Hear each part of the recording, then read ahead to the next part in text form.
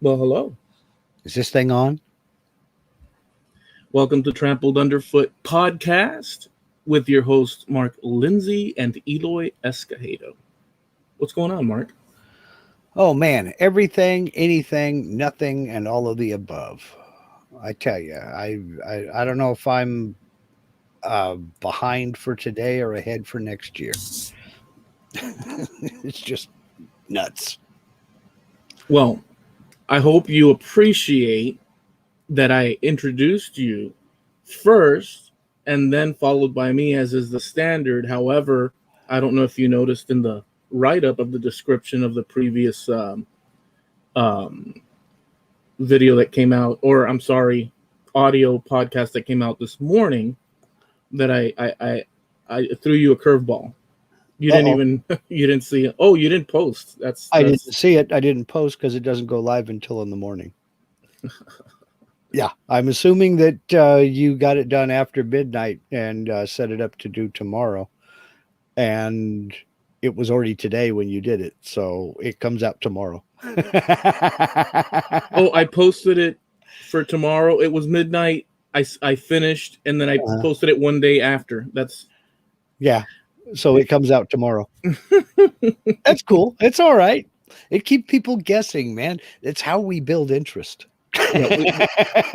We have a different type of advertising strategies. We don't That's right. we don't necessarily tell you when stuff's coming out. No, You we know, tell you after the fact. We keep people guessing. right. It makes So it more intriguing. today's Groundhog Day as we record this, February 2nd. So Hmm. and I see that you have chosen for a display name Cold in Miami. Hmm. So does that mean you opened the door, Vigo poked his head out, saw his shadow, so now we have 6 more weeks of winter?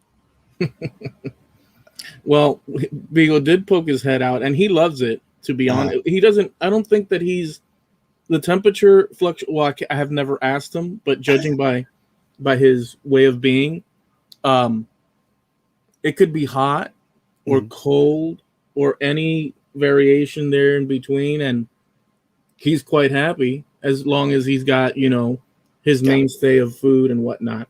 Mhm. For me, it's pretty um, pleasant to have the cold, come Yeah. this way because I mean it's comfortable, Mhm. you know.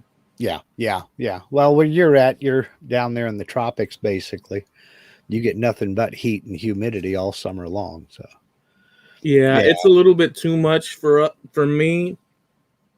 I it's a little bit too much, and this is actually if I could have more of this temperature throughout the year, and I Mhm. don't even know exactly.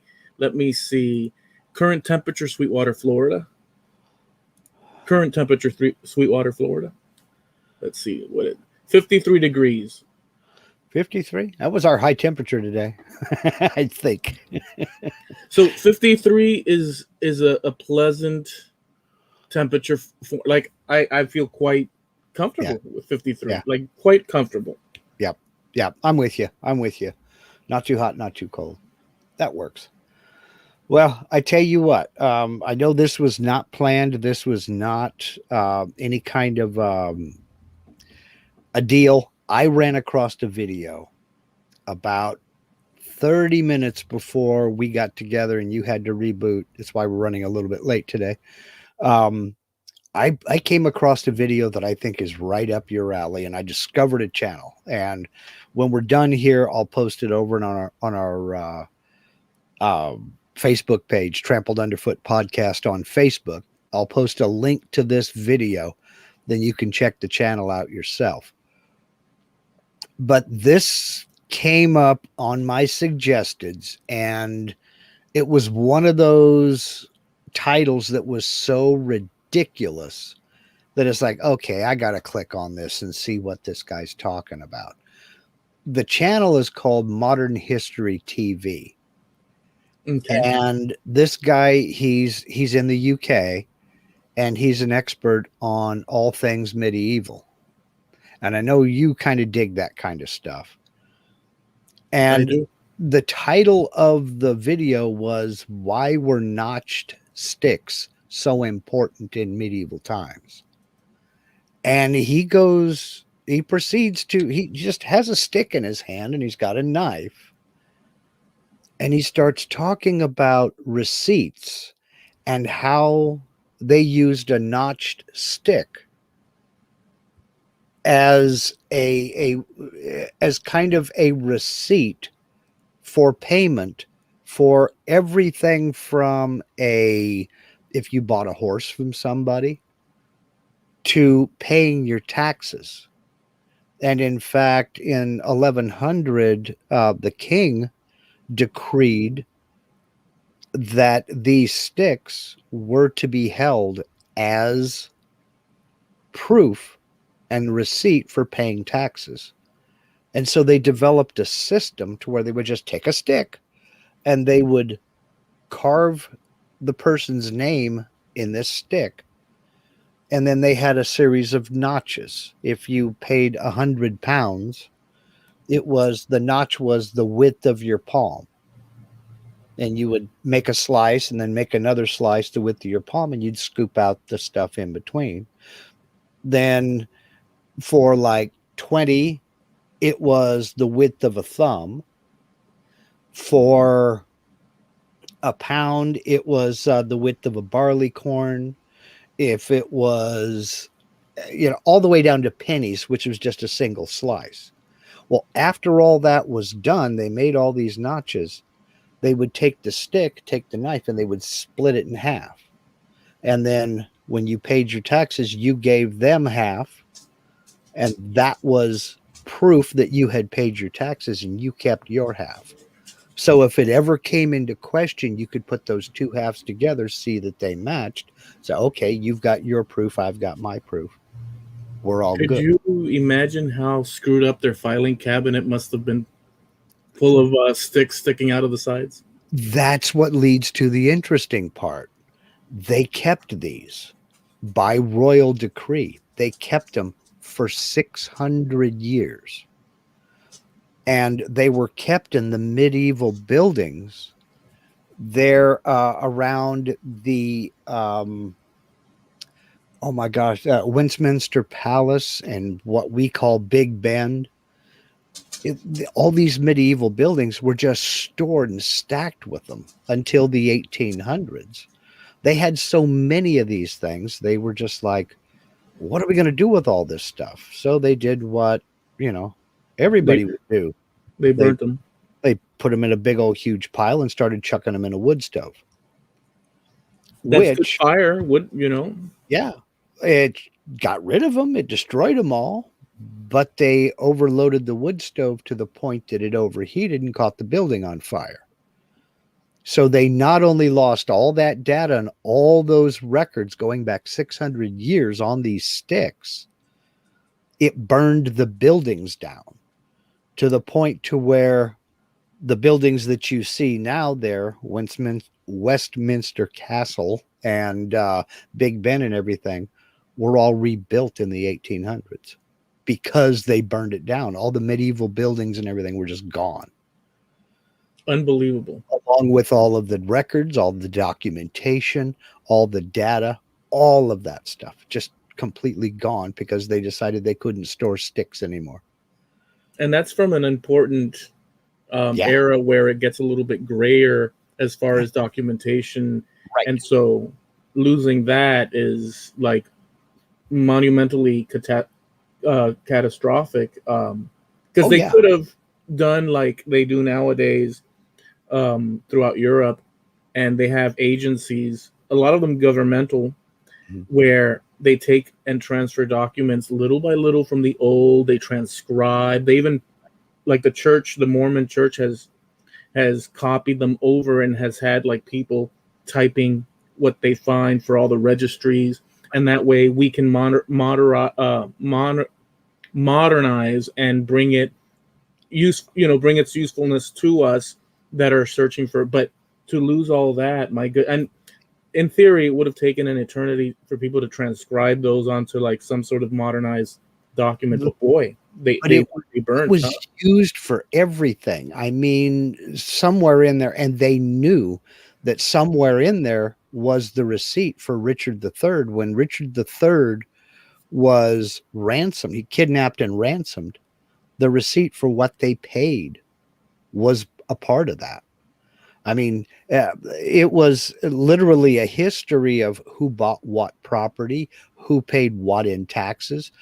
It just anything that you wanted to record monetarily or just any kind of numbers was done on sticks like that. And they were called tally sticks. And they go back all the way to the Roman times. This was not a British invention. The Romans did them as well, but they didn't split the stick. That was something that came along in England. And that was just a way to, you had two pieces that fit together. And that was your proof that you weren't bringing in something phony. So it was really, really cool. It was a real cool video. And the name of the channel is Modern History TV. They have 610,000 subscribers. They don't have a lot of videos up. They have, I would say I take that back. They have probably 60 or 70 videos going back 3 years. There's a lot on medieval horses and horsemanship, armor, weapons, shields, their diet, just goofy things like how did knights dress when they weren't wearing armor and going to battle? The diet of a knight, the diet of a commoner, which was better, a lance or a spear, medieval martial arts and things like that, different types of armor. It's actually a very cool looking channel. Now, I've only taken a look at that one particular video, but it really is something cool to check out. Very cool. And I'll, like, as I said earlier, I will post that over on the Trampled Underfoot podcast Facebook page. Go to Facebook and up there in the search bar, type in Trampled Underfoot Podcast. And as soon as we're done live here, there will be a link over there to that video on why notch sticks were so important in medieval times. Very cool. That's actually a perfect connection to why I titled the episode what I did. And actually, this is the second sort of episode podcast where we use the word Ipswich. Yep. But on our first Ipswich episode, it was sort of like a throw it to the wind and see, where it lands type of a name. But I did do and I think we called it Ipswich Clams or something. Ipswich Clams, yes. But the reason that I put it up there is because in my actually I was looking for a title and it all sort of like worked. I thought, boy, Mark used Ipswich Clams and stuff, and I just typed in Ipswich and went to England where that's at and realized that just north of that, which I call this episode, and it could change. You could change it because you're doing the edit, right? So you could change it depending on how this ends up. But the north of Ipswich, there's a place where they dug up a lot of remains, artifacts, let's say, including that Anglo-Saxon helmet that's very iconic to this day. And I don't know if you knew that. No, I didn't know that that's where it was from. Well, the iconic Anglo-Saxon helmet, which today is, and you can see it when you watch the, on the internet, people in England and beyond describing it. They've rebuilt it, on their own. It's an Anglo-Saxon. It's just a very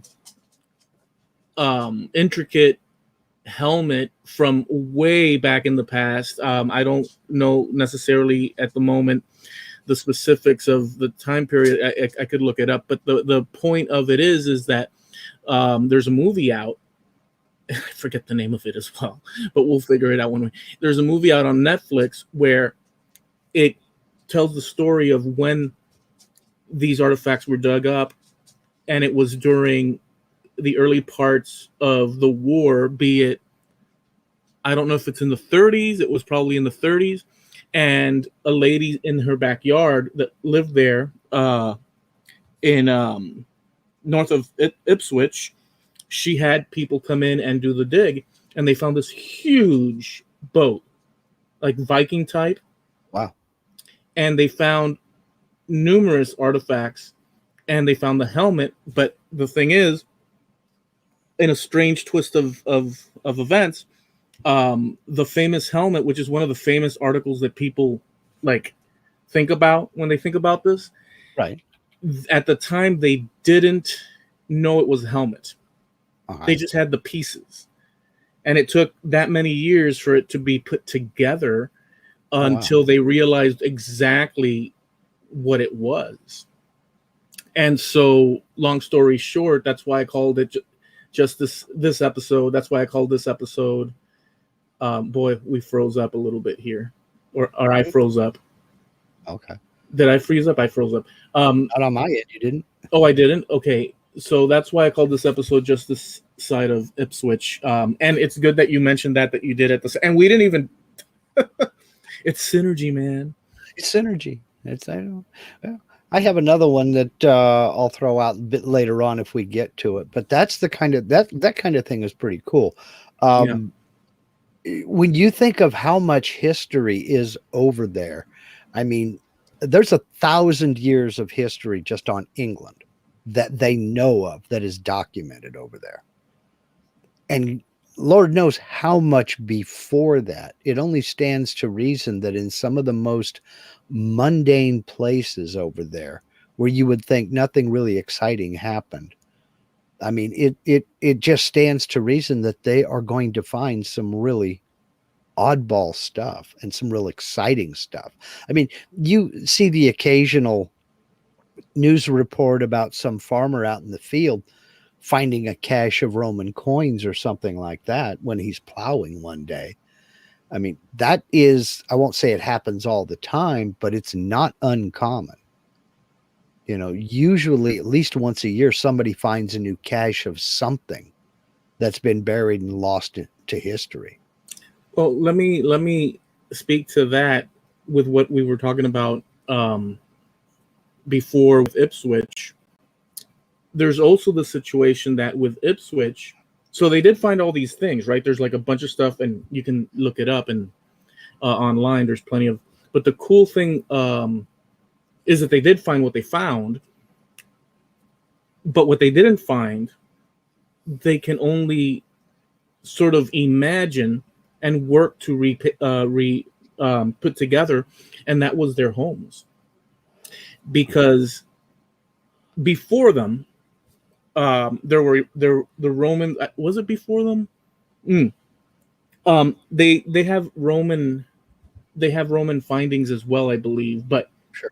During their time, and don't quote me on that exactly, because again, I just brought it up, even though the episode is named such, the fact that you brought that up, because I was just playing it by ear with that in mind, but since you brought what you did with the counting sticks, the tally sticks, yeah, with the notches, I said, well, that's a perfect thing for why the heck I even named it what I named it.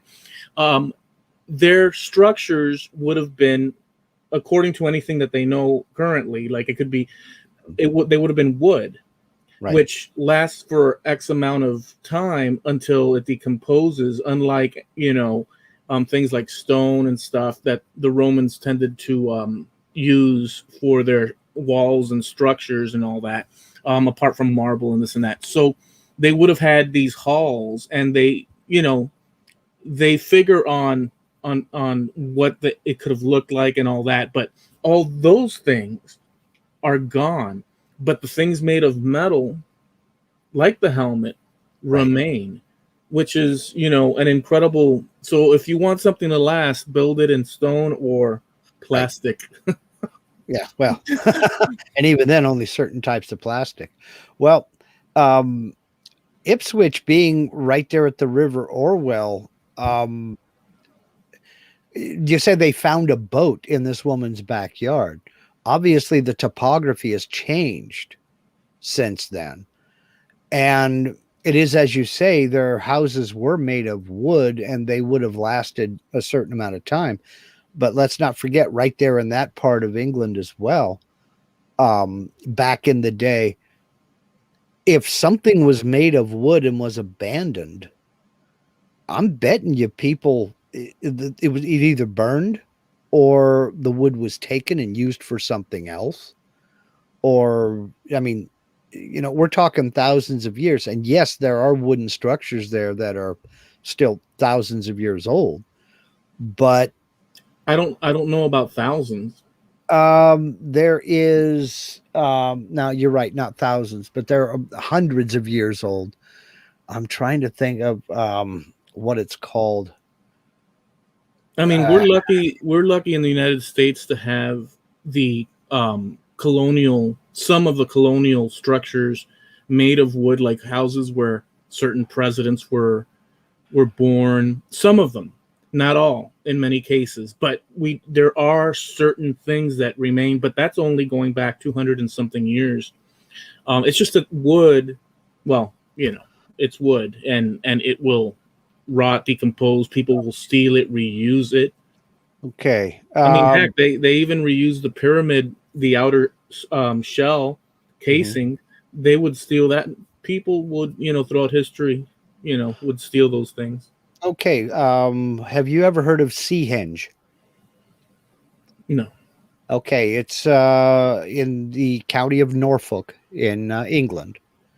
And what it is, it's a prehistoric monument, a timber circle with an upturned tree root at its center. Say that again. Repeat that again, please. It is a timber circle. It's made of wood. It's a big circle, these big logs driven into the ground. Oh, I didn't know the name, but I know exactly what you're saying. With an upturned tree root in the center. It was built in the 21st century BC during the early Bronze Age. Is it? Let me clarify, because I might be skewing things in my head. And I don't know if it was England. It was probably England. I think it was England. Mm-hmm. So you have the topography of this hilly area, right, and then you have these scooped out things and sort of rounded areas that are scooped out, lowered, and then you'd have in that lowered part these stumps sticking out all over the place, where people would gather around the upper levels, and they'd look down on the stumps. And some people speculate whether they were doing that as a type of Roman, say, that's your Colosseum down there where people fight and they're fighting between the sticks and whatnot, which sounds pretty cool for a movie. Or whether it was some sort of star thing or religious, so they're not sure, but they have found that, and I don't know if that's the same thing you're talking about. Okay, well, this was originally built in a salt marsh.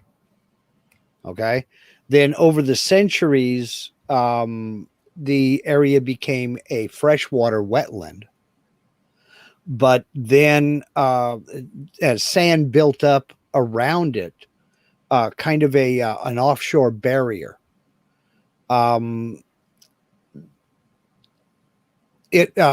Trees started growing in the area, and then peat, and then became basically nothing more than mud flats. Mm-hmm. And then sea levels rose, and it started to erode away and everything. And it was just discovered again fairly recently. I mean, but they estimated by looking at what it is it's a circle made out of 55 oak tree trunks. And by examining them, they can say that they were man-made with the use of bronze axes. So but the trees, they said, appeared to have been all felled in the same year, which would have been 2049 BC. So it's almost 4,000 years old. So wood can preserve, but it's got to be in the right place at the right time. Oh no, yeah, it's got to have the conditions to be able to, if they're exposed like a structure like a house, then that's going to be difficult. Right. I mean, it's going to stand, but I mean, you could do that sort of experiment with stuff today and see how wood, I mean, just fences, and they'll last, but we're thinking in our lifespan times, and what you're talking about is some exaggerated span of time that we can't, Well, it was discovered in 1998 when let's see, the guy, what did he do for a living? Okay, he was an amateur archaeologist and beachcomber, and he was out with his brother-in-law catching shrimp, and he found a Bronze Age axe head. And at first he didn't know what it was, until he took it back and started digging through, and they discovered what it was. So him and his brother-in-law came back with metal detectors this time, started beachcombing the area, and they discovered it in 1998. So it's fairly recent. Amazing. But then they started, cleaning it all out and digging it all out and everything, and figured out what it was. And it was just like, wow, holy cow. And this thing is made of wood, and it's almost 4,000 years old. So in Stonehenge, they and I've talked to you about, I've shown you before, but in Stonehenge, there's a site close by, and these bones that they dug out from BC, kind of in the 2000 something BC, I'd have to look. These bones that they dug out they had artifacts with them, and they had fancy artifacts. One of them was buried with a lot of arrows and bows and such. Another guy was buried with other things, and the reason I remember the bow and arrow is because I share DNA with the bowman. Oh, okay. Well, I had shown it to you. Yeah, but it didn't really resonate with me. Now, a lot of people, because we are talking in the year 2021, and how does a guy from Miami of Cuban parents, have that connection? And the truth is, and my aunt has it too. It's funny, my aunt on my mother's side has that connection as well. But my cousin on my father's side has that connection as well. And in truth, although does not hold true for all people of European descent, these people from way back in time, were the ancestors of many people back in time to now.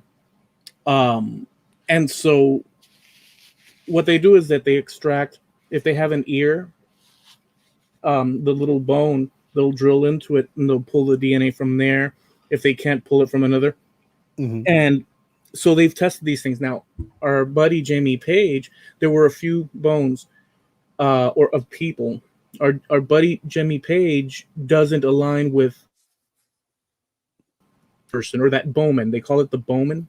I think it's called the something Bowman. I don't know. I'd have to look. But Jamie Page falls with another guy, which I think is called Cheddar Man. Okay. Yeah. And not everybody gets those things, but it's an interesting thing to connect. But going back that far, you're talking about prior to, say, last names, prior to anything that we can possibly conceive of currently as social structures, how we would like, we don't know, but there was movements in Europe, And so interesting thing, and they do have the DNA sequenced, and there's many others as well. But Stonehenge, or close by to Stone, I have to really look to see if it is, but it's in Stonehenge. They have or around thereabouts, and I find it super. So Jamie Page matches with the Cheddar Man guy, and there's a lot of literature out there about their finds and this and that. But there is, like you were saying, such a long history, right? And it's fascinating. I mean, we're talking about early Bronze Age, and it goes back further than that. I mean, they've got Neolithic, you know, I hesitate to call them houses, but you can see areas in certain moors that, where rocks are placed together in such a way that you can see, well, this was the foundation of a home. It was a home, and of course all the rocks have fallen down, what have you, it's all in ruin, but Neolithic man lived there. So you're talking thousands and thousands of years of history. It's not strange to me that they're just now starting to find this stuff, because that's one thing that I know we like to have our world neat and orderly, and we like to think that we know what's going on. But nature always wins. And the thing about nature is, the one thing that stays the same about nature is it's always changing. The topography is going to change. Wind erosion, rain, things like that are going to change the layout of the land. And stuff that's been buried for thousands of years is coming to light. And other areas are being filled in as dirt and dust blows from one area to another. Things that we could easily see 200 years ago are now buried, and things that have been hidden for thousands of years are being discovered. Yeah. And the technology is also catching up to be able to sort of peep into the different aspects of that we couldn't have we could have only speculated certain things in the past. We now have a better understanding of certain things, and luckily these people worked with metal and even stone, because that's good because it lasts.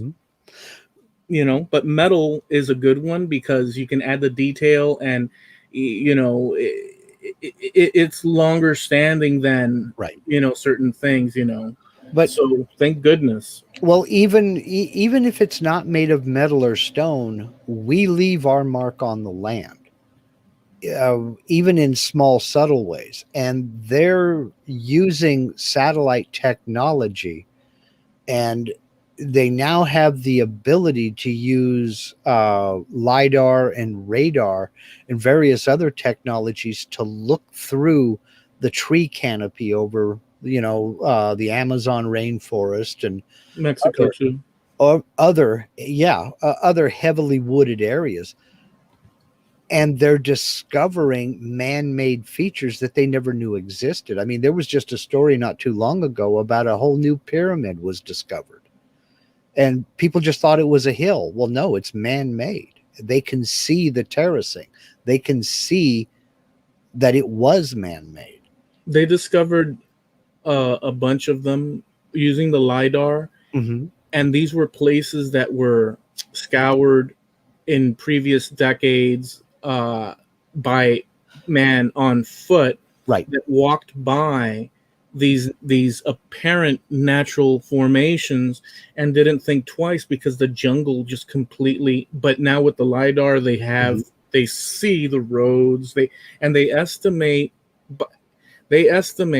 that by the time of Christopher Columbus and the travel from Europe to the Americas, which is a touchy subject because of other things in our in our modern whatever. I'll just leave it at that. Well, they don't know, but they estimate that the population here in the Americas was equivalent to whatever the population was in Europe at the time Right. of first contact. And they say a percent or more was ravaged. A lot of people think of complete chaos. A percent when we're talking about, I don't know how many millions or I don't know what the number, I'd have to look, but a percent when it's a lot of people is a large number of people. Well, yeah, but I mean, you have to look at also the number of civilizations and the separate tribes that were all over North America and South America. I mean, beyond the Native American tribes and Native American nations. I mean, we're talking about entire civilizations, from the Olmecs to the Toltecs, the Maya, the Inca, the Aztec. I mean, there were civilizations all over North and South America. So it only stands to reason. I mean, the only thing that changed was our ability to go from one continent to another. In a strange, oh, go ahead. No, I mean, that was it. That was the end of it. In a strange twist of events, and they've seen this in their study. I'll say it like this: Europe, in a strange turn of events, the people that last invaded Europe, Mm-hmm. or took over Europe, they don't know for sure. They don't know.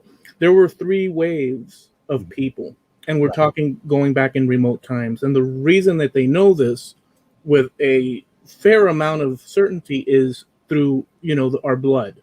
Right. Because our blood has signatures in it on the DNA level that can tell us the past, like a funnel. These little, let's say, letters, Mm-hmm.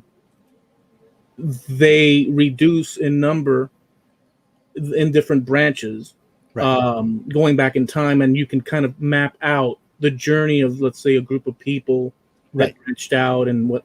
Well, there were 3 waves. The first wave came into Europe, establishing. Then, and we're talking thousands of years. We're not talking about like today and tomorrow. Then there was a second wave of people that sort of blended in with this prior group. But then there was a third group of people, and they say, in a strange turn of events, that there's a possibility that because of their entrance into Europe, and by the way, by the time these third people come into Europe, they had the horse-drawn carriage, Mm-hmm. they had advanced metal techniques, and many other things. And they call them today, I don't know if that they were called that, they don't even know, but they call them today the Yamnaya people that came from Russia, basically, or the Russian steppes, which is a flat that runs clear from Europe all the way to China, current day. Mm-hmm. And these people were out there, and they made their way. They don't know why necessarily they made their way. They don't know, if they came violently against the people that were in the west of Europe. They don't know, if they blended in with flowers and fruits baskets, but they come in and they have found that there's disease of the plague in their bones. Right. They have found traces of these things. And so they speculate, in a strange turn of events, that this one group could have come in, overtaken, and the plague was brought with them. Right. And these Europeans, what we call Europeans today, the first 2 waves were overtaken to some degree and so many people would have died because of this plague that came in from. So in a strange twist of events, it might have been that was the case. I mean, they have the proof to a certain degree, but and the survivors just basically, it became a melting pot, and and then split up into the divisions that we have today.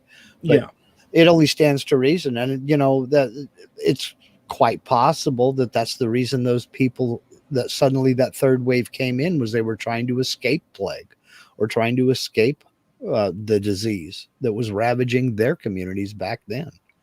It could also be that. I mean, people move around for all kinds of reasons, and then there's a whole branch of study on that. Just they call it human geography. and that is the movement of people. I mean, you can look at a map and you can say, this is Germany. Here are the borders. The people speak German here. This is France. Here are the borders. The people speak French here. But you can't look at a map and say this is Catholic. You can find where big concentrations of Catholics are, but they're, Catholics spread all over the world. You can't say this is blonde hair and blue eyes. You can find concentrations, but they're spread all over the world. And it's just following those waves of migration, emigration from one place, immigration to another. That is a whole study on its own. And they have different maps for different things, like let's say concentration of blonde and blue eyes, and they have all these different types of, and you can, sort of depending on what you're looking to figure out, you can overlay them and try to, and you can see a picture also of human migration because of these different separate studies and all that. So they're, you can figure get some sort of idea of the past from that. Right. And it's also a way of, I won't say predicting the future, but kind of tracking waves to see where people and where ideas go, and it can be used for certain, I don't know, I hesitate to say predictions, but by following trends, you can kind of forecast out for other trends and pick them up as the changes are noted.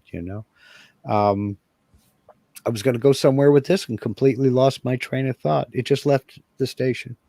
They say, Mark, that the future medium human being will be something akin to the features of people from Asia and perhaps like China. There's an actual, just in sheer, they've done sort of calculations. Sure. In reality, as far as population, these different groups, and by the way, when we talk about this, and I'm sure we agree more so than when we're talking about these things, it could be on the side of a little bit, adding modern political and problems, political. I strongly believe and understand, according to what we have seen from people that do this, that all humans just go back in time from a common place, let's say, because we're all human, let's say. So it has nothing to do with, this is better, that's better. It's just something that we see, and we read about, that us and all of us are kind of a minority in a certain way. You may not think so, people out there listening, but with the numbers, they say that eventually homogenizing of people and different groups, that's what's going to happen. Well, it's been happening for eons. I mean, the only thing that has kept us separate as long as we've been separate has been the ability to travel. And with that roadblock cleared, no pun intended, it's been happening over the last century. I mean, we see it all the time. There are more cultures spread around the world than there have ever been. I mean, it's everywhere. So yeah, that only stands to reason. Also, with a strange twist, they also strongly suggest, it's not even suggestion, but DNA wise, that the natives, and this includes everything from all the way north in the Americas to all the way to the tippy south, the natives, those are native people to this hemisphere. They are actually the ancestors of the ancestors of the ancestors of the ancestors just you could say repeated, of people from Europe, or better said, the halfway point into the Asian side of Europe and into Asia currently, that at one point migrated out of that area into the Americas. I mean, we're talking before, we could even possibly imagine. And those people traveled out in that direction here and populate. And even they are suggesting, the scientists and whatnot that do all this, that there were different waves of people. Oh, sure. So there's a whole history that's just going full circle with what you said, the wood thing. We can see certain things, and if we're lucky, we have the wood that the scientists can look at and then tell us, hey, look what we found. But metal, when man, it's a funny thing, man. And by the time metal comes around, that's when stuff, we're able to actually say, oh, these people were here and look at this evidence and stuff. But with wood, it's kind of like, it's kind of catch can, but they also base a lot of it on stone axes and things of that nature. I mean, they're forever finding primitive Stone Age tools. I mean, all over the world, it's just, I don't know, wave after wave of people have gone all over the place in fits and spurts. They were basically, until they learned how to grow their own food, they had to chase it. And people were nomadic. And they went from one place that they lived for a while to another place they lived for a while. And we ask ourselves, I mean, the question is, what happened to these people? Well, maybe they just moved on. I mean, nobody can say for sure because we weren't there. All we can do is speculate. But until agriculture was developed and became the science and became predictable, there really wasn't a whole heck of a lot to do but chase your food. I mean, you could, and that's why they called them hunter-gatherers. I mean, they could gather when things were growing, but they had to hunt the rest of the year because things only grow in season. And so, when it starts getting cold here, it's time to head south because things are still growing down south. So head towards the equator, or if you're in the south, head north. People started heading towards the equator, where it's more of a mild climate and things can grow year round. There were the hunter gatherers, like you say, and then there were the farmers, and those farmers, the second wave of people that, and we're talking out of Africa at the end of the day, into the Middle East at the end of the day, and into Europe at the end of the day. And you can see that in the DNA of people through haplogroups. You can actually trace that. They can, and people scrutinize it around the world, and they basically have a sense of, I mean, you can never, but they have a sense of it, of what right. It is. Yeah, right. You're gonna make it there. Yeah, I coughed, but in the middle of the cough, the throat. Oh, okay. The throat had it rarely happens, but when you cough and then in the cough you stall, it rarely happens to me, but it happened at that point. So the farmer people, they came in, but then the third wave was that Yamnaya people that I had mentioned before, and those were the people that, let's say, they're more of the from Asia. Let's say, in a sense, you can check your, when you upload, like with what your dad did. There's a map, and then there's a gauge where it shows, they measure your DNA, what percentage from the bones of this group, that group. So they have that, and you can gauge. And they in their literature they say that, depending on what part of Europe, you have to have those three waves in in your ancestry to denote European. But what happens is that people, let's say from the north, might have more of Yamnaya, Uh-huh. um, still consisting of the three waves, but they'll have a higher percentage of Yamnaya, or towards Russia, let's say.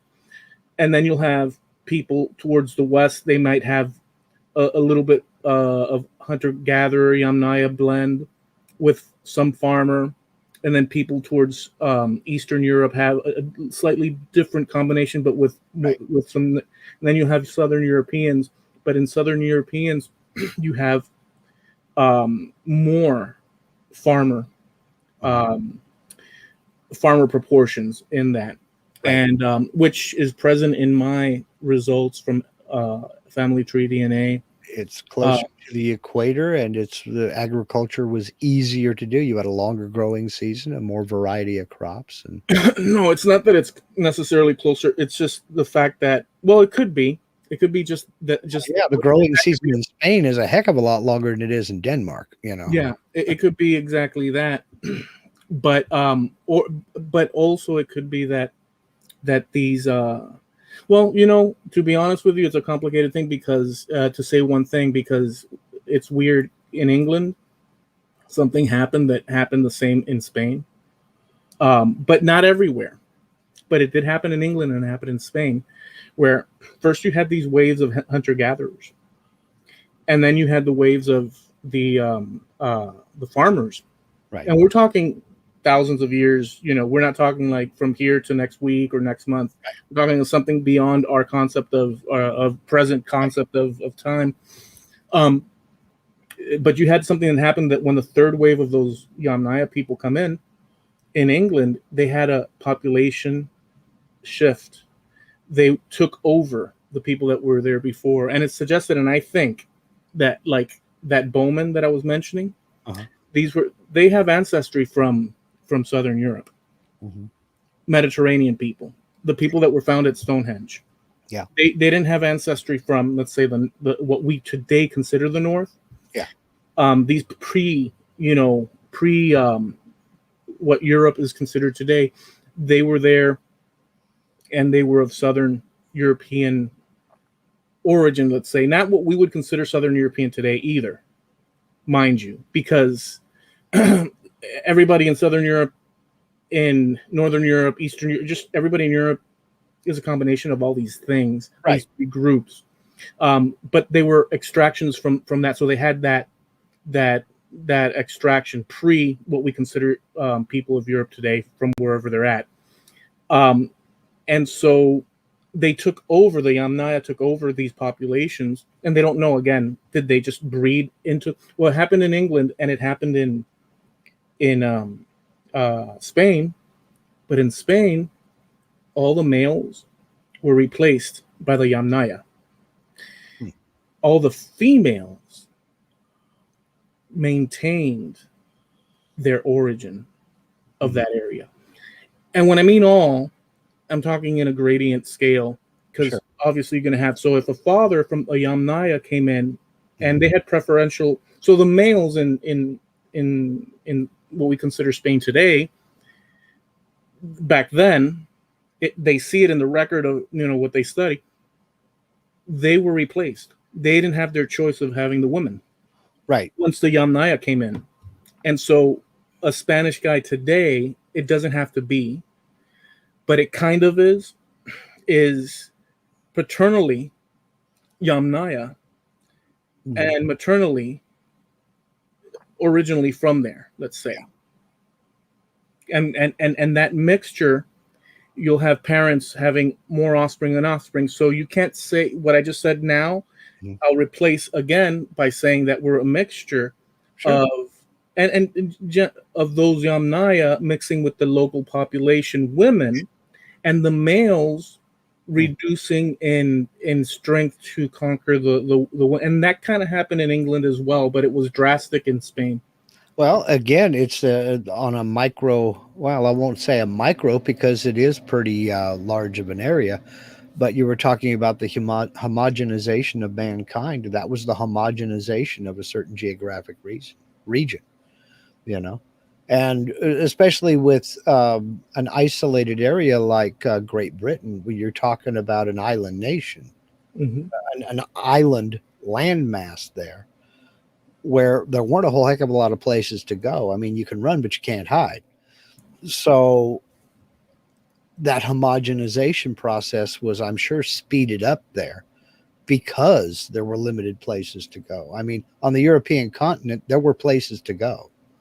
You could get away, or you just died single, you know.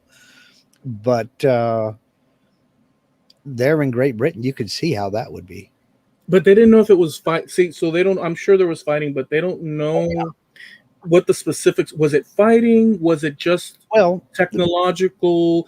Did the other people? They don't know the reason why they were replaced or what why they had preference. it happened, yeah. But they know it happened. Yeah. So Well, that's. the golden rule. Them with the gold makes the rules, you know. But And that doesn't mean we are the stronger. That means we're going to take these women, and the weaker, you know, get the leftovers. And pretty soon there are no leftovers.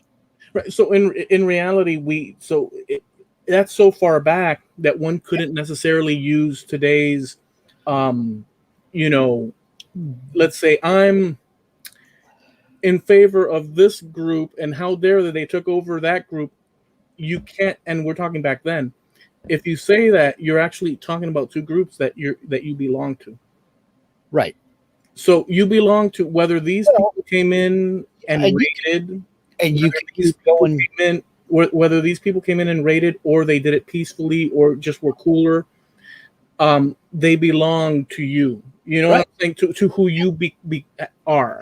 And you can go back to as far as Homo sapiens and Neanderthal. I mean, we don't know why the Neanderthal died out. We really don't. They actually have so the males. We can speculate, but what I'm getting at is we lived simultaneously for, you know, a few thousand years. Yeah. And, you know, a lot of us have Neanderthal DNA. Yeah. So you can't avoid that fact. But, Yes. you know, the homogenization again continued. Yeah, the just to mention that because I've really gone and like I've looked at the material. I mean, just My whole point in that was you can keep going back and find further and further examples the further back you go.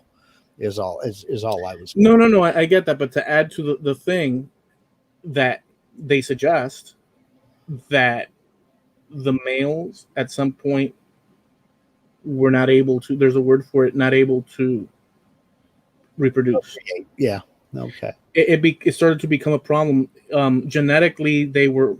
I don't want to say the word, but they were amongst themselves. Let's say in a continuous marrying fashion, and it got to the point where there was not the ability. Right. And so they literally were. They say that's a possibility. I mean, they see it, but they don't know if that's the case across the board. But chances are that they weren't able to, you know, do the funky town, the deed. but you know what is weird is that why would any human today, if they came across what these Neanderthals looked like, it would be because really at the end of the day, it seems to have been males procreating with the Neanderthal females to some, you know, extent. I mean, they didn't necessarily. I mean, at least the depictions that they show us, it doesn't look very sexy. Well, you know, you're also looking at it with a 21st century eye or a 20th century eye. Yeah. Thank goodness for that. And, you know, you're in a cave. It's dark. Everybody looks the same in a dark cave. So, you know, and we're going again to speculation because we have no photographs of what Neanderthal women looked like. And They have bones though, and that's a terrible. they do. That's a frightening. The skull shape and the eyebrow shape. It's a frightening thing. You're also assuming that we were prizes ourselves. So Oh, we don't know what when I I know. say we, I mean Homo sapiens, you know.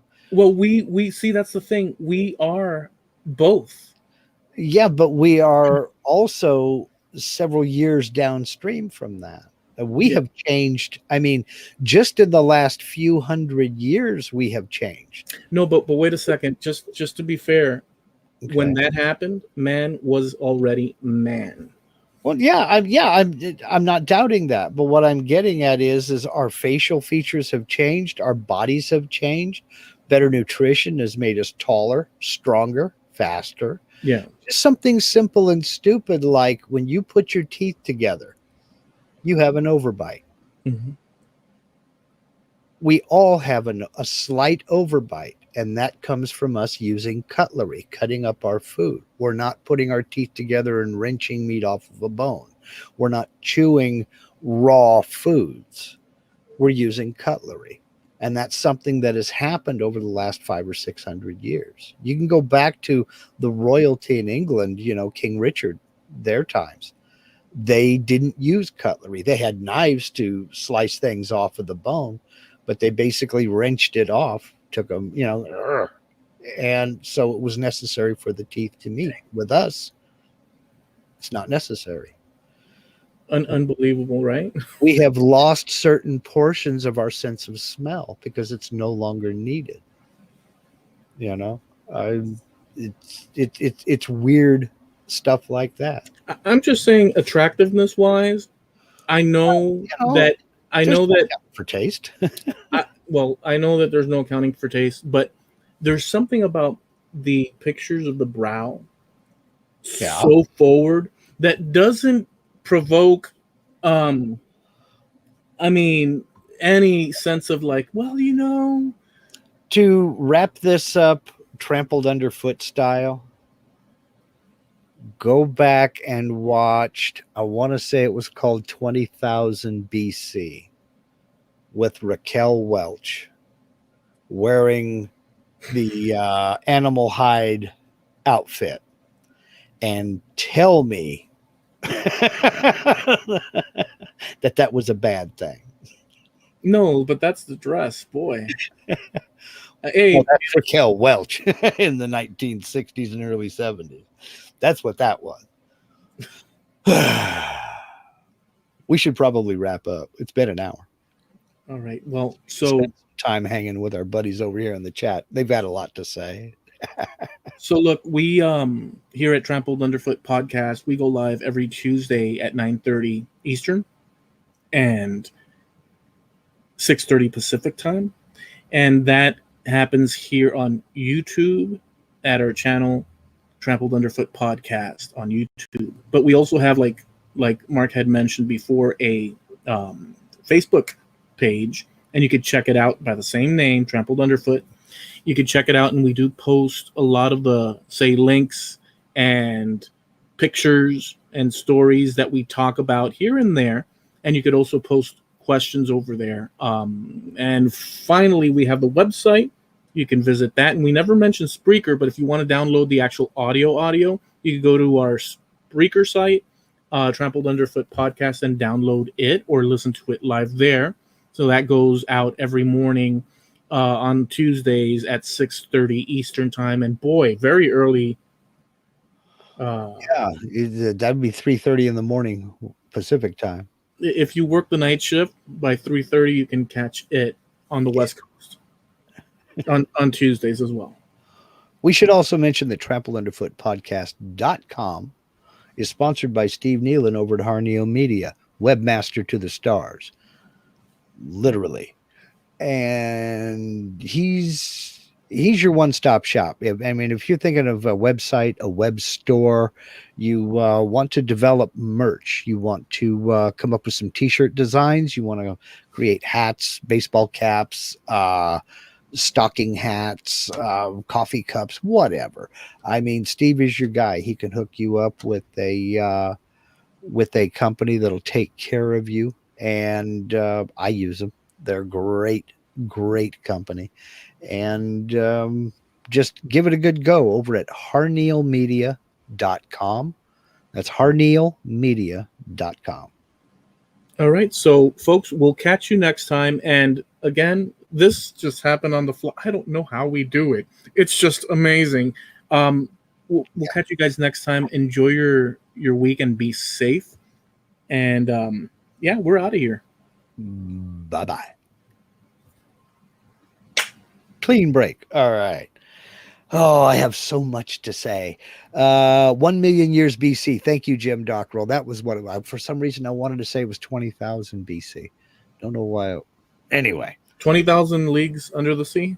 No, not 20,000. There was something about I can't remember. There was something about 20,000 something BC, and I thought it was Raquel Welch. So we're hanging around, Billy. You probably don't know this, but what we do is we record the audio portion for an hour, and then we spend about a half hour hanging out with you guys in the chat.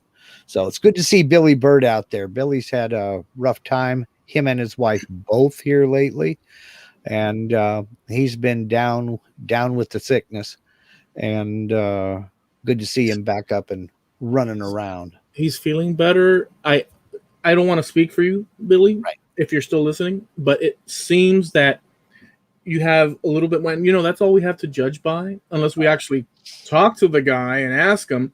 But I've seen a few posts, and that's, in my interpretation, that's good news, because you're in, so that means maybe that you're feeling a little bit better. But again, you tell us. I think that's the case.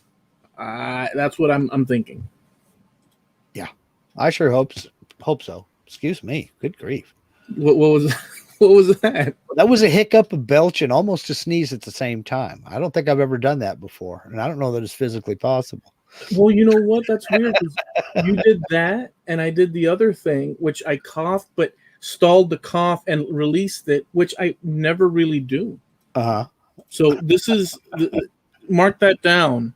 2/2/2021.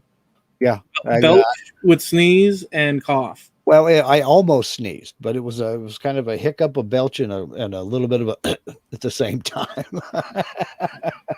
Billy says that that thing pretty much kicked his butt. Oh yeah, and yeah, but you're doing better, it seems. My first drink of cold beer did that to me back in the day, said Frankie. Oh, yeah. I'm posting that video over on the Facebook page right now. Jim Dockle said, some guys like big, hairy women. Yeah, that's true. I think he's referring to, I don't know, and it's just for people that listen afterward, I don't know that he's just saying that randomly. We were talking about what do you call Neanderthals? Yeah. Right. That wouldn't be. I don't know that would be his first. Well, it's like I said. There's no accounting for taste. So, although they say, I don't know what it is. There's a trait category. It says because we have residuals from them. There's a trait category where it says you have a tendency due to these residual traits to have a non-hairy back. So they would have been hairy probably except on their back, which makes it worse. Because could you imagine everywhere that shouldn't be hairy is hairy, and everywhere that the vice versa? And we shouldn't make fun of them because it's not like they're going to rise up from the dead and come and hunt us down, No, I'm just ethically, they're literally a part of the history of it. But yeah, they're not coming. Truth. And my wife Linda brings up an excellent point too. She says, "Eye of the beholder. If you were raised around nothing but Neanderthal people, you would follow their ideas of attractiveness." And maybe they didn't look so strange or different to folks back then.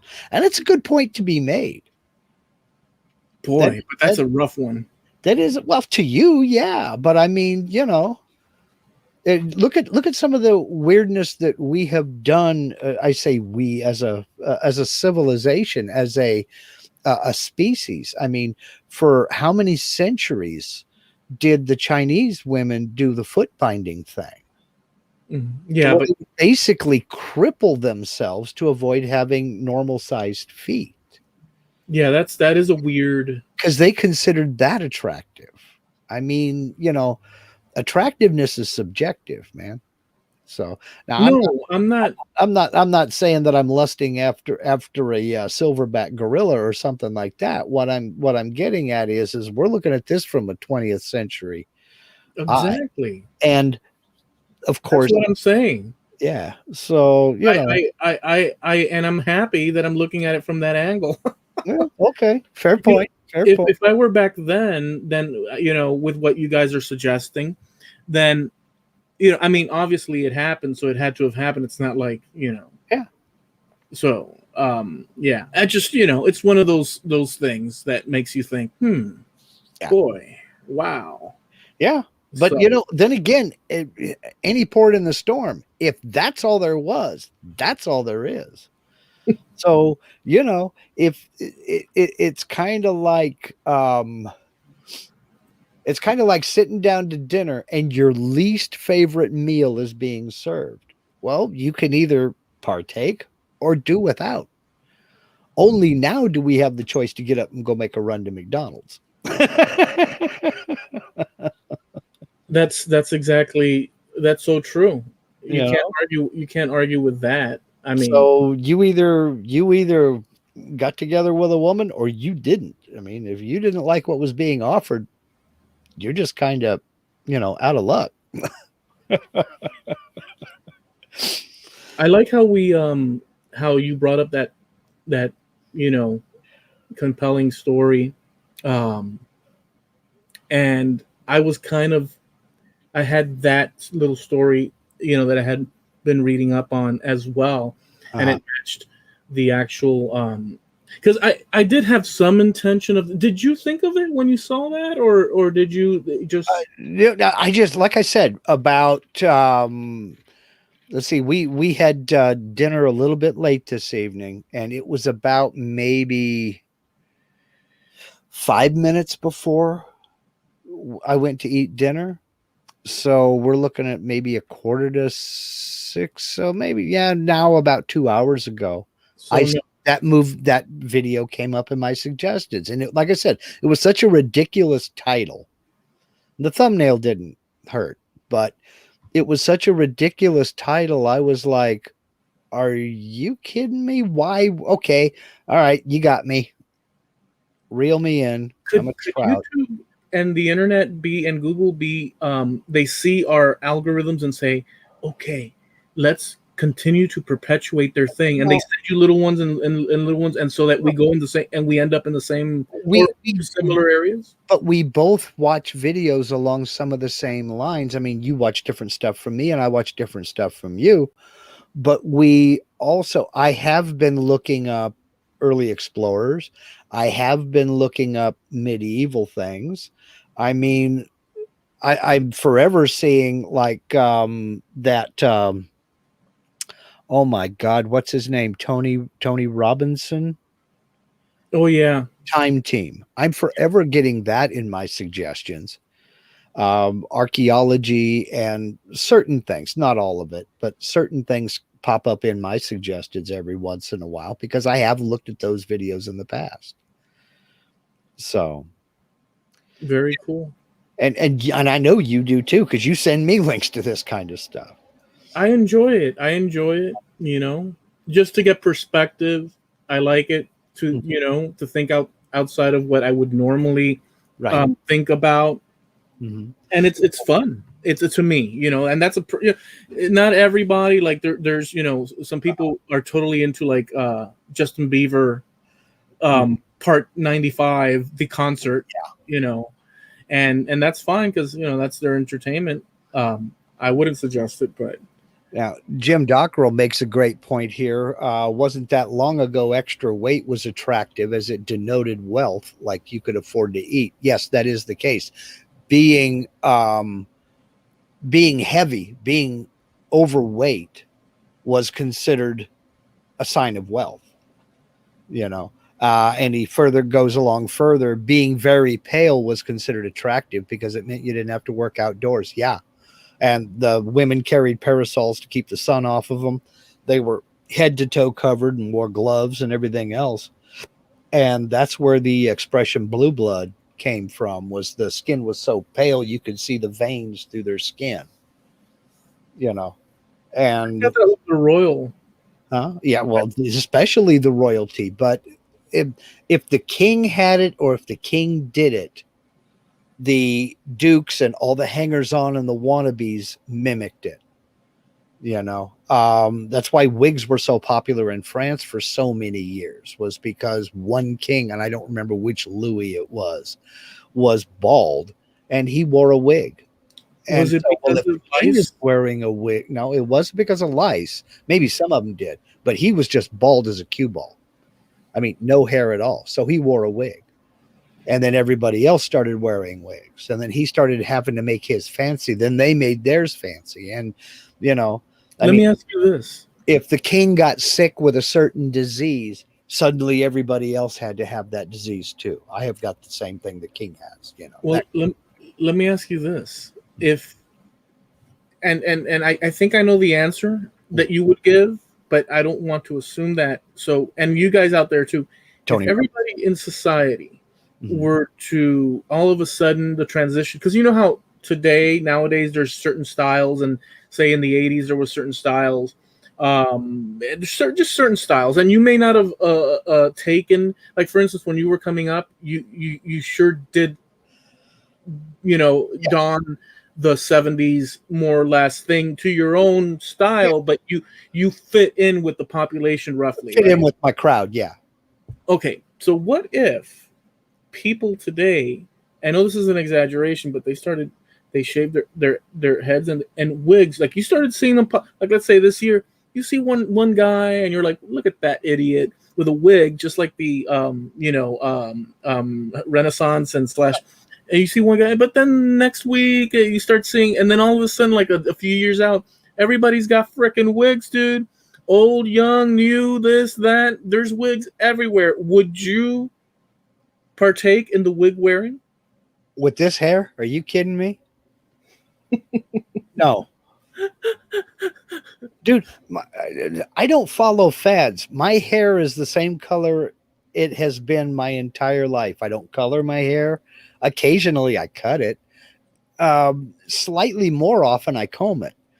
No, I'm no, I'm not that guy. Dude, but what if one day, and like let's say all that and this and that, and you're about to go to a certain occasion, maybe some sort of wedding for a family member, this and that, and then and then like let's say Linda says, hey, you know, everybody's wearing a wig, and she pops up with a wig, you know, and it's like with the curls and everything, and this is gonna be, and people, and like family photos have the wigs and everything. You wouldn't feel any pressure to partake and have a Mark with a wig. Nope. You forget, dude, I wore a kilt to my daughter's wedding, and I was the only one in kilt. Nope, my father was too. Take that back. Okay. So Well, no, if you're looking at me to be the barometer of what is stylish and in fashion, dude, that ship sailed when I was 16.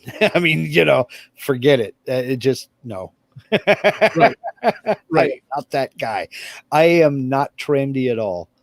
You know, people in the Bay Area are waiting for bell bottoms to come back. I don't think they ever left personally. I still like t-shirts and jeans. That's me. You know, I too, dude. I'm with you on that, dude. What? you know, It's perfect. Now, mind you, we don't.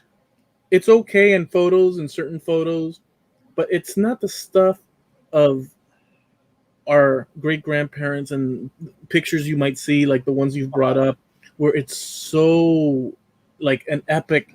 This, and I know it's different times, but our, you know, generations forward are going to have like pictures of their grandparents and great grandparents, like standing in front of a mirror making duck face. Yeah, and that's just it's not as like well, there's Yeah, even our photography has become disposable. We're a more disposable society. Yeah, Photographs just don't mean anything anymore.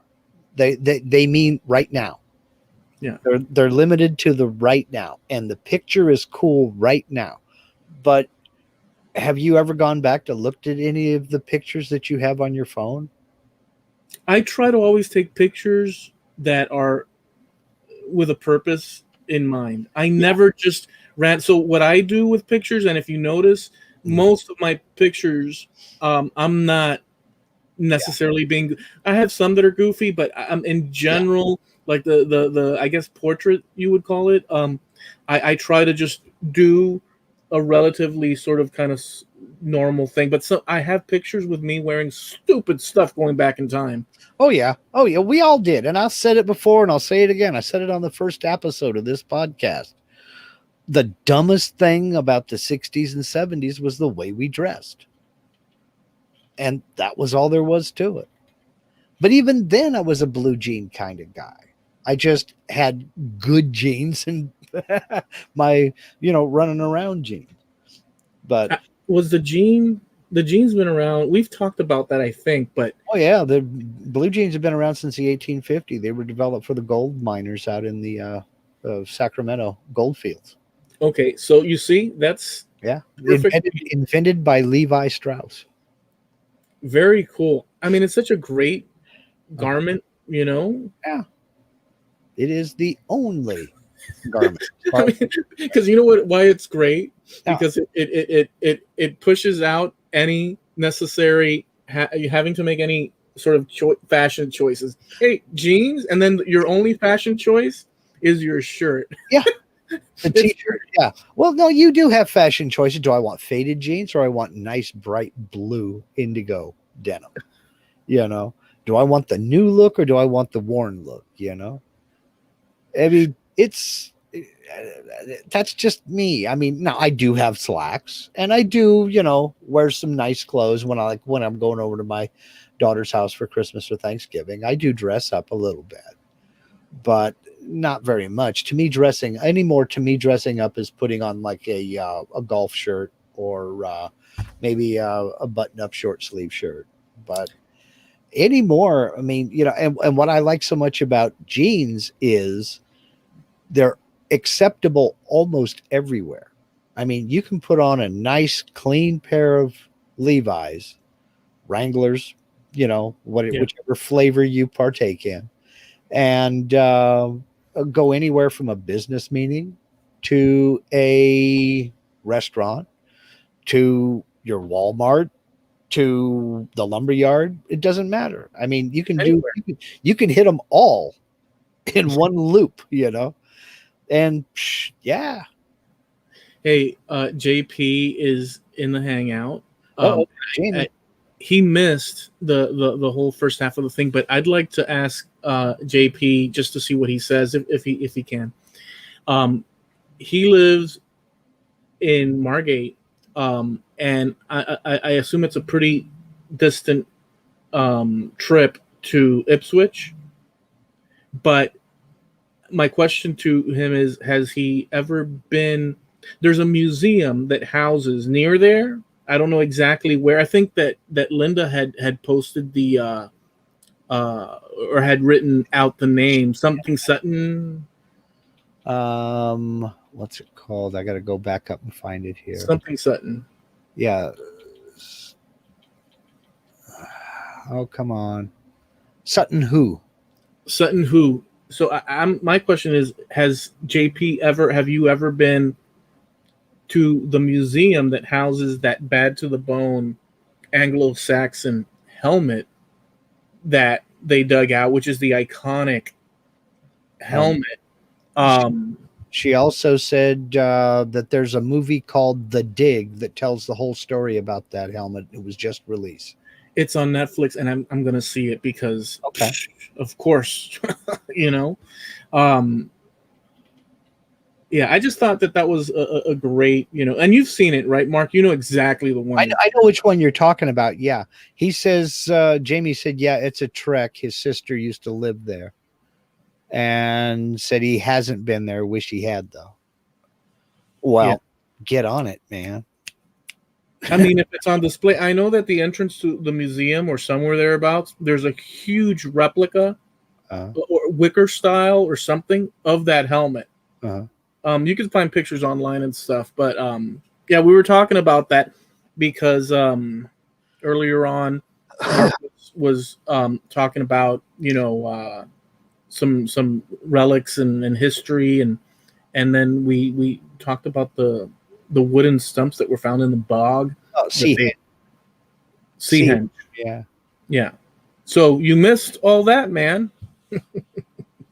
So, but yeah, we had fun. You should see. I had a bunch of other stuff pulled up, but maybe we'll talk about it next week. That's cool though.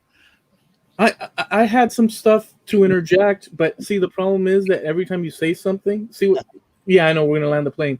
No. What I'm saying is we kind of curved towards it, and then we went off somewhere else. So that's the problem. That you said things that was like, oh yeah, and the conversation sort of unfolds. And I had things that I wanted, but then at the same time, you were talking about made me go, well, wait a minute, man. And so we get caught in a moment, and it's cool. That's the thing, because like you were talking about the fires with the notch sticks, and I was going to mention that. Well, I have that problem about the fires as well in my genealogy, because everything that I needed was in the fires that occurred there, and I've had to go to other parishes, let's say, to delve into to see if I can find relatives that connect with the people from those places that burnt, which I have found, but it's a difficult journey around the block to get to what one wants. Luckily, it's there, but it's not the way one would want it. So fires are like a big thing, in European history. Well, I mean, just in human history, how much has been destroyed? I mean, the Library of Alexandria. I mean, that was the storehouse of, the world's knowledge, basically. Just poof. So, yeah. I mean, I'd love to get my hands on some of those books. I mean, not that we could read it. Could you imagine? We wouldn't know that we were holding The Secrets of Levitation, Part 5, in our hands. We wouldn't know because we couldn't read it. Somebody would have translated it. Somebody would have translated it by now. I mean, there are people who can teach you how to write in cuneiform. So we can read cuneiform now. So, I mean, all of that would have been, it would have been translated, believe me. It would have been possible. It could have solved a lot of the questions we have today, about certain groups and certain freaking historical events that we're kind of like, well, why did that happen? What a shame, dude. Oh, by the way, in mentioning that Modern History TV and talking about the Tally Sticks video, Steve said over in the chat that he recommended that YouTube channel to you a little over a year ago. You know how much I've seen in over a year I know, man. I've probably something that happens a lot is that, and you've said things, and I'll go watch it, and I've seen like a good example is ancient, people talking about things in ancient times. I forget, Ancient People or Ancient People Talk or whatever that channel is. Yeah. We both were watching that without necessarily knowing until we shared with each other, and then, oh yeah, I've seen that. Yeah. And I forget the placeholder for the name of things, but I remember the content. Right. But there's so much. So much. Yeah. I mean, nobody could watch all this stuff. I mean, it's just not going to happen. So chances are I've seen what Steve is. Chances are. But with that said, if you're going to post a link to it, I'll look and I'll verify if I have it. I've posted a link on the Facebook page to that particular video about the Tally Sticks. because I just thought it was cool. And I was like, well, dang, JP, I'm sorry so he says Eloy keeps sending me videos on the British language. Out of the two of us, I think I've mastered it by now. Low. In your opinion. Well, say this. in respectfully, JP, in your opinion, the one that I sent JP was one that I sent you, and I think Steve as well, something where the language, the guy goes from the earliest rendition of English, reading a passage, all the way through the eras up until the 1800s, let's say. And Jamie Page, you do not fit in the early stages of that. You do not fit going even into maybe in the 1800s. You still don't, with your emphasis, the way you speak, it's more close coming now into the 1800s. So that's something that we understand. But prior to that, dude, if you can tell me that you understand those first things when they're talking, it sounds like gobbledygook. Well, that's Old English. I mean, it's whatever there's like they name each step, and this is like if you start the first one, how they speak, it's like you can catch words, right? Like let's say you can catch words, and you're like, oh, that's that word, but whoa, wait up, don't keep talking, and he keeps saying, and you're like, well, I didn't understand. So you'll catch like a word. Then the next season or the next era, you'll start to catch certain more words, and as you progress until like about the 1800s. Then you're like, and I'm not talking early 1800s. For me, it was easy in the mid 1800s to understand what was going on. But prior to that, it's kind of not what you speak, let's say. It's what we refer to now as Klingon. Yeah. The Klingon language. Yeah. Oh. And Jamie, I got my fix. The store had them. Our local store had them. Maltesers, yay! Those are good. Oh man, they're excellent. I mean, I like malted milk balls. Always have. The big. Oh God, what are they called? I can't think of what they're called. Well, it doesn't really matter. Maltesers are. Oh man. They are excellent. I don't know what they do. I don't know what's different, but man, I don't know if it's the malt or the chocolate or both. It's something to do with the chocolate, but I don't know what it is. The malt is not that bad either. No, how it melts. You can. Oh my goodness! Man, I can't think of what they're called. I buy them and it looks like a milk carton. And it's a big container full of the ding dong things. I can't think of what they're called. Cheeses me off. Oh well, Whoppers. Thank you, Steve. You saved me. I'll eat those things by the pound. They're good. I mean, I got to get a little glass dish, set them here, and dump them, and set it aside. Eat that dish full, then I'm refilling. Oh man, some good stuff. Jamie says, hold them in your mouth and let them dissolve. That's what you're supposed to do. You know what I'll do, Jamie? I'll throw a few in my ice cream. Just a little bit of extra added crunch. Good stuff. That's just making me hungry and stuff. I mean, I wish I could.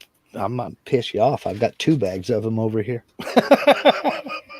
but I, as of my old age, let's say, I have a less of an exaggeration towards sweets than I used to. So I like the enjoyment of, let's say, a regular meal followed by, it's weird, like what old folks used to do, and that I'd see them, like I'd be looking at the cake, like thinking, man, I want to finish this crap so I can eat that cake. Well, my taste has changed so that I want to eat the meal followed by a nice, what you call dessert, and then I feel complete. Whereas before it was like total candy rush, Yeah, I'm the same way, except ice cream. Ice cream is one of the few vices I allow myself anymore. And even then, I'm cutting down on the ice cream. So, I used to have a big bowl every day. Now I'm down to 2 a week because I've gotta drop some weight here. Let's I'm see. with you on the I gotta do that too, dude. Yeah, really. I mean, and Jim Dockrell wants to bring this back here. He was saying it's weird. We say aluminum here. Yes, we do say aluminum here. Do you know who discovered aluminum, Mr. Dockrell? It was a Brit by the name of Sir Humphrey Davies. And he named it aluminum. And it was aluminum for about 20, 30 years. And then all of a sudden, a bunch of intellectual eggheads at Cambridge decided they didn't like the sound of the name aluminum because, in their words, it didn't sound classical enough. So they changed it to aluminium, which is just stupid. I'm sorry. It's dumb. I figure it this way. If aluminum was good enough for the guy who discovered the stuff, it's good enough for us. Aluminium. But Brits do that anyway. Have you had the discussion of herbs versus herbs? With anybody from England? I've heard. I've not had the discussion. Mm-hmm. I think that it's okay. I don't have a problem with it, but it is a little weird. Some people get downright upset about that, and I don't know why. But here's the weird part. They're right on that one, though. No, they're not. They're absolutely 100% wrong. Yeah. The word is French in origin, and they spell it ERBS. There is no H. The Brits added the H and then pronounced it. We got rid of the H. Get the H out of here. So it's a Latin derivative. It's a Latin derived. It's French. Word. It's a French. It's Latin derived though. Yeah. ERBS. No, I didn't know that. There's so many like that, things like that. I guess. I mean, you also have to remember that this was back during the time when we had just won independence and all things British. I mean, we changed everything. So all things British were bad. 2 legs bad, 4 legs good, writ large. When Daniel Webster started writing the dictionary, he got rid of the U in like color and neighbor and flavor and favor and things like that. He got rid of the U. So, it's what the heck. Wasn't that French originally? I believe so. It may be. But wouldn't they have done the same? Because you have to give them a little slack. Well, not really. But they probably did the same subconsciously or consciously because of French, issues as well. Well, and that came after the Battle of Hastings, the war that changed the English language. I mean, that's where we started getting a lot more Saxon words. Because you had the division of the classes where the lower classes knew it as a cow, but the upper classes knew it as beef because they never really saw cows. They saw the meat. So we have the word cow for the animal and the word beef for the food. So, but yeah, 1066, the Battle of Hastings. Yeah. But when the Saxons came in, their language came with us. And we have, you have mouton, mutton for the food and sheep for the animal. That was just a couple of examples, but there's a lot of stuff that way. So that's why Rick French says, that's why our U.S., where did it go? Racetracks run counterclockwise to be different than European English racing. Yeah. Is it true? Yeah. Jim Dockrell says much of English is influenced by other language. Yeah. The best description I ever heard of English is it's a basically Germanic language that has stolen a lot from Latin and rifles through the pockets of other languages in search of spare vowels. Or not vowels, verbs. Excuse me, verbs. I didn't know that that they race. Is it true they race the opposite way in England? Oh, and no, I don't think so. Or that was a joke. I don't know. Cause see, I don't. I can't. Even then, they don't say counterclockwise. They say anti-clockwise, which is same thing. It means the same thing. It's just different. Yeah. Well, I mean, it's not like we invented it.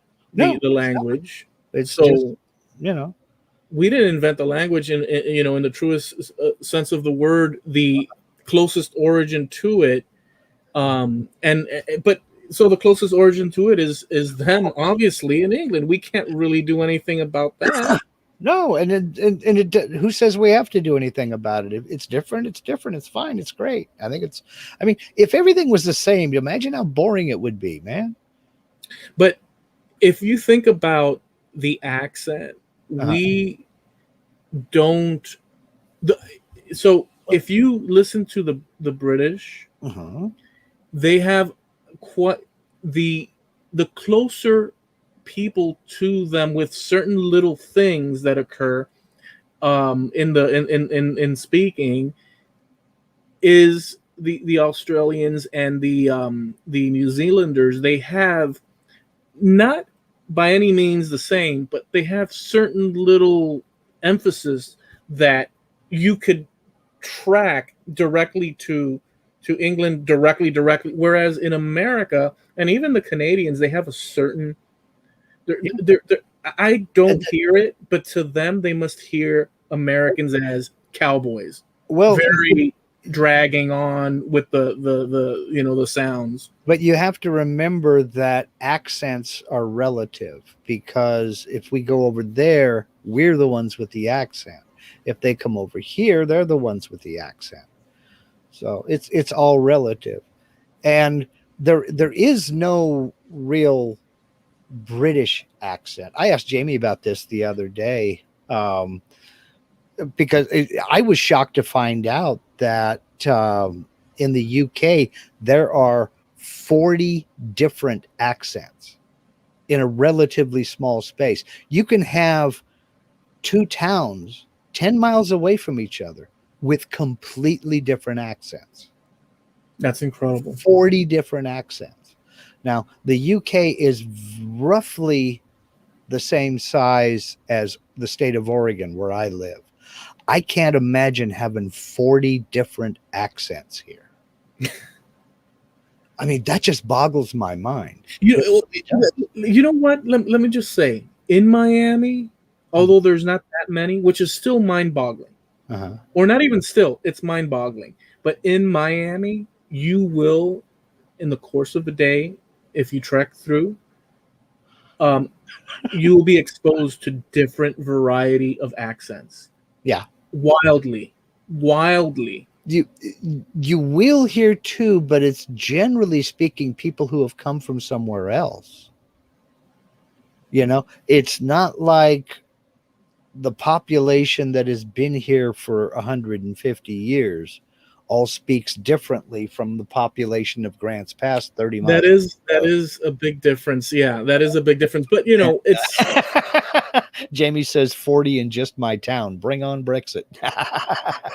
40? That's dude, 40? I don't know. 40? I think he's counting immigrants as well, so. So. Linda said that yes, it's true about the clockwise and counterclockwise of the racing. Okay. Which is crazy to me. It doesn't. I tried when I read it as we went on. I couldn't figure on it how comfortable that would be, and that's just one's personal. Yeah, it's something I'd never even considered before, but that's okay. I mean, it's great. I love it. So, well, Jamie says he was shocked at the amount of Spanish when he went to your house. That's gaining. I hesitate to say that's pretty much everywhere in America, but it's gaining in places that you wouldn't think of it. I mean, you wouldn't think of Montana being a lot of Spanish in Montana, but there sure is. And the name of the state, Montana, is Spanish. Yeah. But when you think of Montana, I mean, it's one of the bigger states in the union and has the smallest population. Yeah. You think, I think cowboys. I really do. I think open range and lots of cattle and not a whole heck of a lot of people. And I think cowboy. When you think cowboy, the true thinking of cowboy, believe it or not, should be Spanish. Yeah. I mean, Yeah. we've talked about this. We've talked about it a lot. And in fact, and the first cowboys in Hawaii were Mexican. The Hawaiian language, the Hawaiian word for cowboy is Paniolo, which was a corruption of Hispaniola. Interesting. I mean, so to Jamie Page's thing, yes, although Jamie Page has been through America and both coasts like crazy, and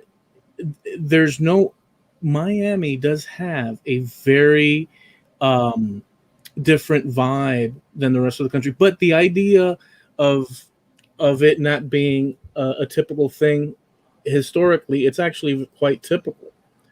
Louisiana. I mean, I've been discovering a lot of things. I just found some Catholic Church records from the 1700s from soldiers that fought in the American. Well, you're not going to like this part because it was against the British, JP. But to break away the colonies, and the list of Spanish soldiers is just in the thousands and thousands and thousands and thousands.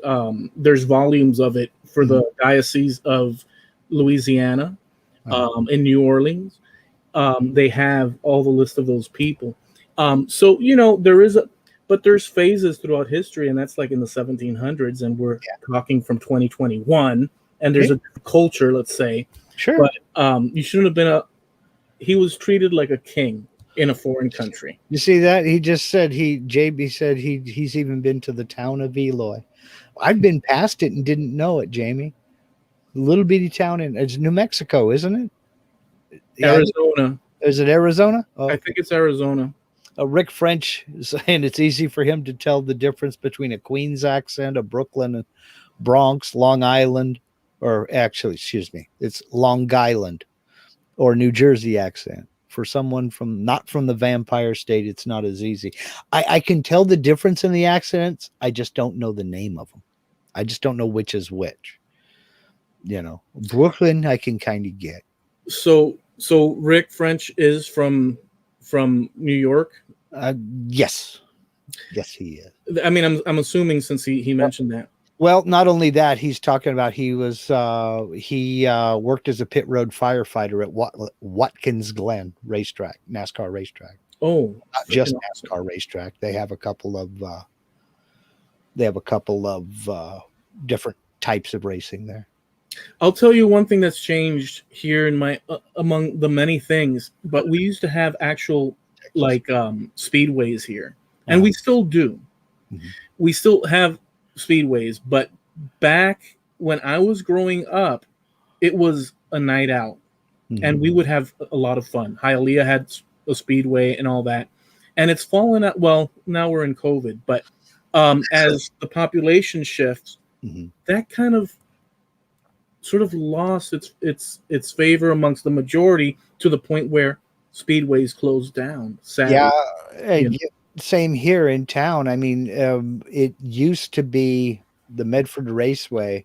It's a quarter-mile dirt oval track. Was right downtown. It was right by one of the lumber mills, and they moved it out here close to us, and they didn't run last year simply because of COVID, and it's still on the fence as to whether they're going to do anything this year. But it's still a quarter-mile dirt oval, but it's not as popular anymore because it's further out of town.